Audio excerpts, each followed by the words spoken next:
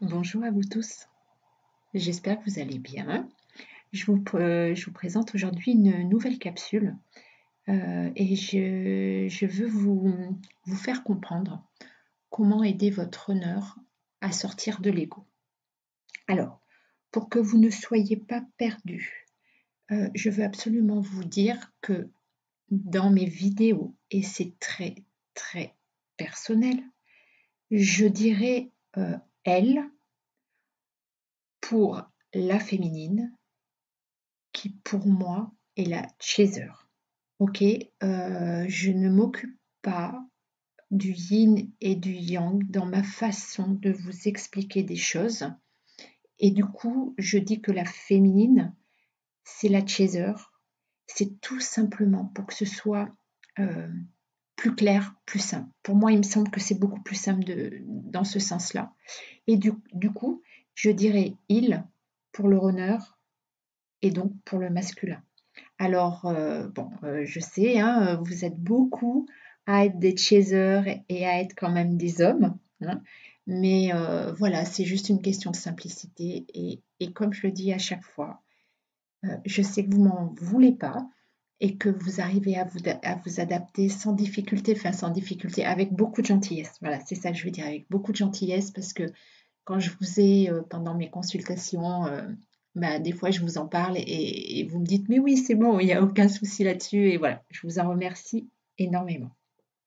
Alors, cette capsule est assez importante parce que, toutes les féminines, vous faites face à votre masculin, à votre honneur, qui est rempli d'ego. Vous ne comprenez pas pourquoi il ne voit pas l'amour qui existe entre vous, pourquoi il n'accepte pas cet amour et vous avez juste envie de faire quelque chose, c'est de l'aider de s'en sortir. Vous le voyez.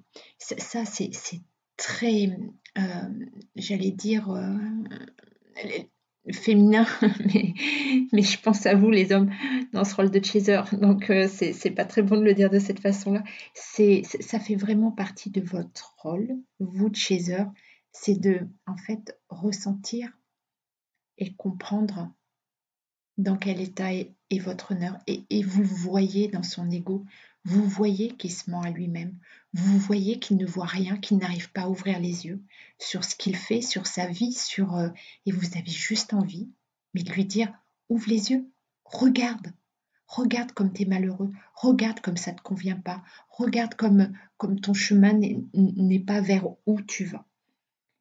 Et on a toutes, je me mets avec vous, hein, on a toutes ressenti ces moments-là où on se dit mais comment je peux t'ouvrir les yeux, comment je peux t'aider, je vois tellement tout ce que tu es que je peux t'aider.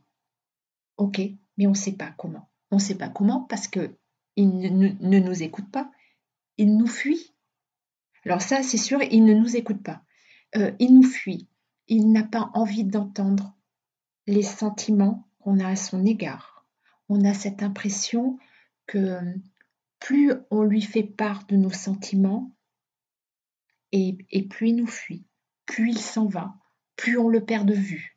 On ne sait plus comment faire pour aider ce lien dont nous, on sait que nous sommes flammes jumelles. On sait que ce lien est fort, on sait que c'est un lien d'amour, on sait qu'on finira dans la réunion, on sait qu'on se retrouvera, mais on ne sait pas comment aider notre honneur à revenir à nous. Alors d'abord, c'est quoi l'ego? Eh oui, c'est quoi l'ego? L'ego correspond à toutes nos peurs. Et nos peurs de revivre un moment que l'on a déjà vécu et qui a été très très douloureux à ressentir. À ce moment-là, pour ne pas ressentir de nouveau cette peur, on se crée tous ce que je vais appeler des barrières, des carapaces, pour ne pas les revivre. Et ces barrières, en fait, on les a installés pour nous empêcher d'avoir mal. C'est complètement normal de l'avoir fait. C'est naturel, c'est notre façon à nous de nous protéger face à ces situations qui ont été douloureuses à vivre. Et donc, quand ces situations reviennent dans nos vies, on ressent cette même peur. Et du coup, comme on s'est installé des espèces de carapaces, de barrières, alors on ne ressent plus la douleur et on a cette impression de ne plus avoir mal. Ça, c'est notre ego. Notre ego, on retrouve, je vous parle des 5 blessures hein, de l'âme, qui sont la justice, la trahison, l'humiliation, l'abandon et le rejet. Ceci dit, il y a des personnes qui ont fait des travaux extraordinaires sur ces 5 blessures d'âme. Moi, je ne vais pas vous en parler en détail et j'ai envie de dire, si ça vous intéresse et si c'est important pour votre cheminement, d'aller voir et d'analyser ces 5 blessures d'âme, allez le faire sur des sites. Franchement, il y a des travaux incroyables réalisés là-dessus. Si vous n'en ressentez pas le besoin, si vous n'avez pas besoin d'avoir trop d'informations en même temps, eh ben, continuez ce chemin sans avoir ces informations-là. Hein, on avance tous avec notre propre être, ce que l'on est. Et il y a des personnes qui vont avoir ce besoin d'aller au fond des choses, de comprendre, d'analyser. Et puis il y a d'autres personnes qui en ont moins besoin. Donc là-dessus, faites réellement vos choix, ce qui vous correspond le mieux. Ok, ça c'est super important. Bon, je vous ai mis hein, sur la capsule le nom de ces 5 blessures et vous pouvez aussi très bien avancer dans ce parcours sans vous répertorier à chaque fois ces 5 blessures. Ok, mais en tout cas, sachez que l'ego, c'est ça. C'est vraiment ces peurs qui ont été instaurées depuis notre enfance. Et donc, avant de parler de comment aider votre honneur à sortir de l'ego, je dois d'abord passer par cette étape de vous expliquer comment vous vous êtes construit avec vos peurs, avec votre ego. Je suis obligée de passer par cette étape. C'est très très important de le comprendre et je vous promets qu'après je vous parle de comment aider votre jumeau d'âme à sortir de son ego. Mais c'est comme si vous vouliez savoir courir alors que vous ne savez pas marcher. Il faut passer par l'étape j'apprends à marcher et forcément vous savez courir. Vous voyez ce que je veux dire? Donc voilà, ma vision pour expliquer cette capsule me fait d'abord parler de vous et de votre ego. Enfin, en tout cas, de ce que c'est que l'ego, comment on se construit avec l'ego. Alors, je vais vous prendre un exemple très très simple. Vous imaginez que vous allez à un apéro, vous vous retrouvez entre amis, vous avez super envie d'y aller, c'est des amis que vous appréciez énormément. Et en arrivant, vous leur expliquez, oh c'est trop drôle, sur le chemin, j'ai vu une biche traverser la route devant mes yeux. Le truc, tout le monde vous dit n'importe quoi, tu as déjà bu avant d'arriver, il n'y a pas de biche dans notre région, tu as dû rêver, ça a dû être un chien, enfin bon, le truc, genre, la situation, alors que c'est une situation enfin banale, c'est pas tous les jours qu'on croise une biche, mais ce que je veux dire, c'est que ça peut arriver à tout le monde, quoi, et personne vous croit. Personne ne vous croit. À cet instant-là, vous vous dites, eh ben, je me sens blessée. Je me sens blessée et du coup, vous avez le choix dans cette situation-là. Le choix de vous dire, parce que vous vous sentez vraiment blessé, hein, vraiment vous vous sentez incomprise, vous vous sentez rejetée, et c'est là où les blessures reviennent. Vous pouvez, dans la même situation, avec chacun notre caractère, on peut se ressentir soit rejeté, soit abandonné par tout le groupe, soit vivre cette situation comme une humiliation, ou alors vous pouvez vous sentir complètement trahi par ces gens que vous connaissez si bien et que vous aviez tellement envie d'aller voir, ou alors une sorte d'injustice. Ben, pourquoi on me fait vivre cette situation-là? C'est complètement injuste. Pourquoi j'arrive pas à me faire entendre? Bon, suite à ça, vous avez plusieurs choix. Ces choix-là, vous les êtes en fait construits depuis tout petit, depuis l'enfance. C'est-à-dire faire le choix de ne plus parler parce que vous vous sentez vraiment pas à l'aise et que vous vous dites ok, à chaque fois que j'ouvre la bouche, on se moque de moi. Ou alors faire le choix de parler, mais alors pas de vous, et du coup vous faites parler les autres, et du coup vous avez pris cette habitude de vous occuper toujours du bien-être des autres et de demander comment eux y vont et de vous sentir très à l'aise dans les dialogues, mais au final ne jamais parler de vous. Ou alors, ce qui est beaucoup plus rare, je pense, dans le rôle d'un chaser, mais ça peut aussi arriver, faire le choix à l'inverse de prendre une fausse assurance et d'avoir très très mal au fond de vous et de vous mettre à parler très fort pour vous montrer puissante et montrer que vous n'avez pas tort et que ce que vous avez vécu, vous l'avez vécu. Ok, trois choix s'offrent à vous pour arrêter de ressentir ce mal-être que cette situation provoque en vous. Ce choix-là, vous ne l'avez pas fait uniquement dans cette circonstance-là. C'est un choix que vous avez fait pendant votre enfance. Parce que si vous réfléchissez bien, si vous vivez cette situation-là, c'est parce que vous l'avez déjà vécu dans votre enfance et vous vous êtes déjà mis cette carapace. Vous avez déjà fait le choix de vous préserver, le choix de mettre une rempart autour de vous pour ne plus jamais avoir à vivre cette situation. Et pourtant, la situation revient souvent à vous.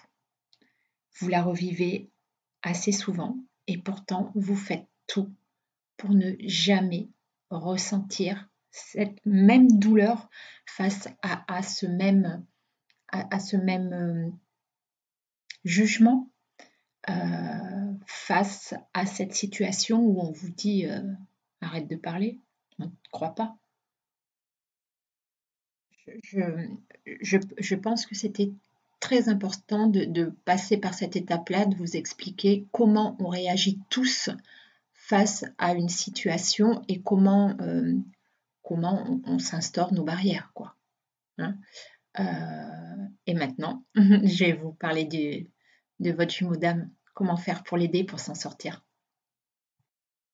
Si on reprend l'exemple que je viens de citer, généralement, les runners, votre jumeau d'âme, a fait le choix, lui, de ne pas parler. Il a fait le choix de ne pas s'exprimer. Et c'est devenu quelque chose qu'il ne sait plus faire. Il ne peut pas parler parce que ça lui fait remonter des blessures. Alors, ce que j'ai envie de vous dire, c'est ne perdez pas d'énergie à lui demander de vous parler.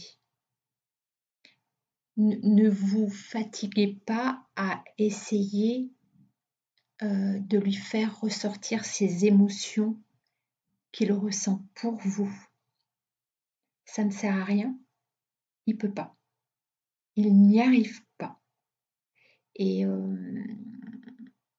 ce manque de dialogue se voit énormément chez les runners parce que eux ont souvent, très souvent, fait ce choix de ne pas parler. Mais alors, comment vous pouvez faire pour l'aider? Vous ne pouvez pas l'aider en lui demandant d'être différent de ce qu'il est. Il s'est construit de cette façon-là depuis son enfance. Et c'est impossible pour lui de changer. Et pourtant, c'est si douloureux pour nous, chasers, à vivre ces situations-là. Mais il y a bien un moyen de l'aider. Et le meilleur moyen de l'aider à sortir de son ego, c'est de réfléchir et de comprendre quelle situation votre jumeau d'âme est en train de vous faire vivre, vous, féminine. C'est-à-dire, ne cherchez pas à aider, j'ai envie de dire, dans la matière, à lui parler, il n'entend rien, il ne peut pas vous entendre. Ses peurs sont tellement douloureuses qu'il ne peut pas. Il ne peut pas aller au-delà de ses peurs. Mais donc, vous pouvez aller voir au fond de vous comment vous ressentez cette situation, comment vous la vivez et quelle est votre douleur à vous qu'il fait ressortir. Parce que ce parcours de flamme jumelle est tellement spécial, tellement incompréhensible quand on n'a pas les bonnes clés. Mais la clé, elle est là. Il est là pour vous montrer vos blessures à vous. Il ne fait en aucun cas votre jumeau d'âme fait des choses pour être méchant ou pour être contre vous. Ça n'a rien à voir. C'est juste notre miroir, le meilleur miroir qu'on puisse avoir pour nous montrer nos blessures à nous.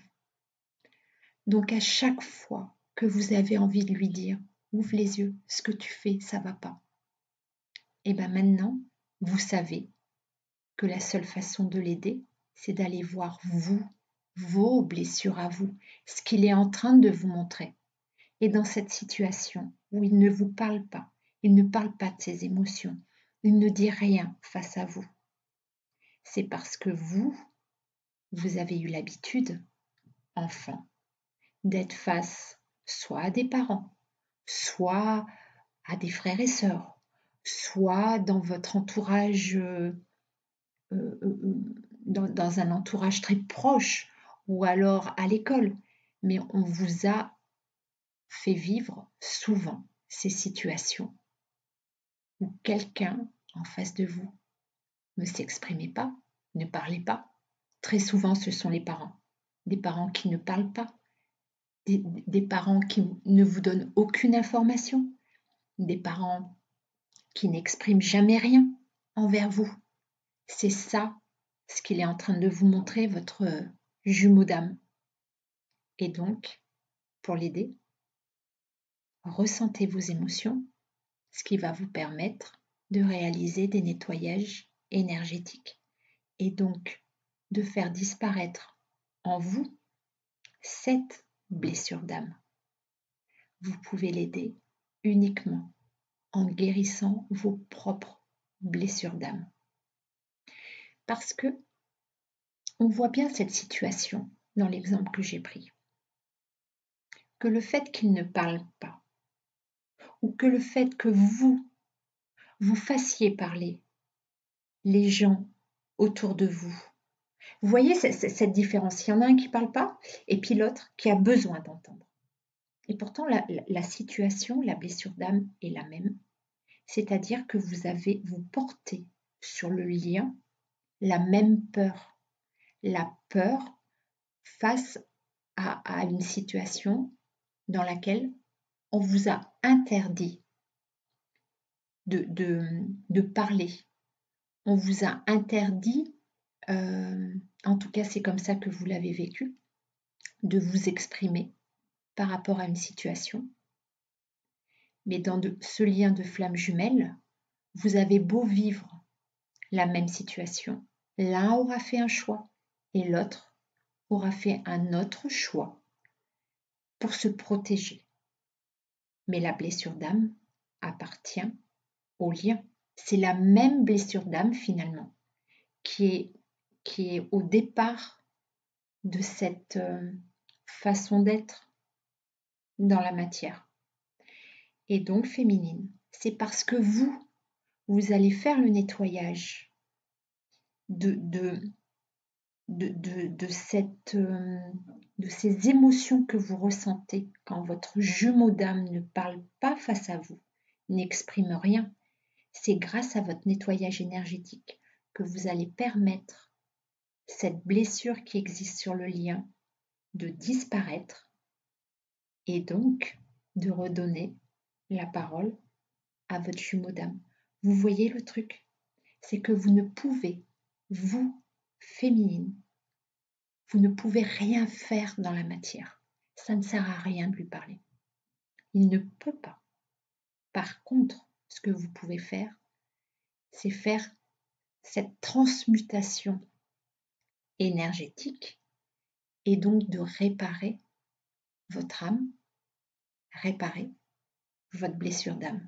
C'est la seule façon dont vous pouvez l'aider, uniquement. Donc, ce que j'ai vraiment envie de dire, c'est vraiment une clé très très importante dans ce parcours de flamme jumelle. N'allez pas perdre de l'énergie et souffrir en regardant comment se comporte votre jumeau d'âme par rapport à vous. Ça ne sert à rien. Allez voir vous, au fond de vous, quelles sont les émotions que ça vous fait remonter à la surface. Parce que pour les enlever, ces blessures d'âme, pour pouvoir les réparer, ce qu'il faut, c'est ressentir ces émotions négatives et se laisser submerger par ces émotions-là pour pouvoir les faire ressortir. Et du coup, cette blessure d'âme n'existera plus sur le lien. C'est vraiment très, très important. Au point où, pendant les consultations, quand je vous ai avec vous, alors, il y a une consultation que j'ai eue récemment qui m'a fait vraiment ouvrir l'esprit là-dessus.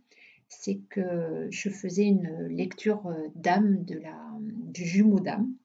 Ok. Et puis, après avoir compris la blessure, en tout cas les peurs qu'il ressentait, j'ai demandé à mes cartes tout simplement l'évolution, comment ce jumeau d'âme allait évoluer. Et les cartes tombent et j'ai mis un certain moment à comprendre ce que les cartes voulaient me dire. Je n'arrivais pas à comprendre.